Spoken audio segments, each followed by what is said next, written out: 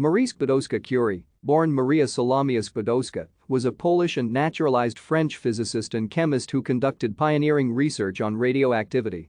She was the first woman to win a Nobel Prize, the first person and the only woman to win the Nobel Prize twice, and the only person to win the Nobel Prize in two different scientific fields. She was part of the Curie family legacy of 5 Nobel Prizes. She was also the first woman to become a professor at the University of Paris and in 1995 became the first woman to be entombed on her own merits in the Pantheon in Paris.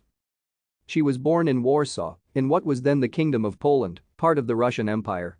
She studied at Warsaw's clandestine flying university and began her practical scientific training in Warsaw. In 1891, aged 24, she followed her older sister Bronisława to study in Paris, where she earned her higher degrees and conducted her subsequent scientific work.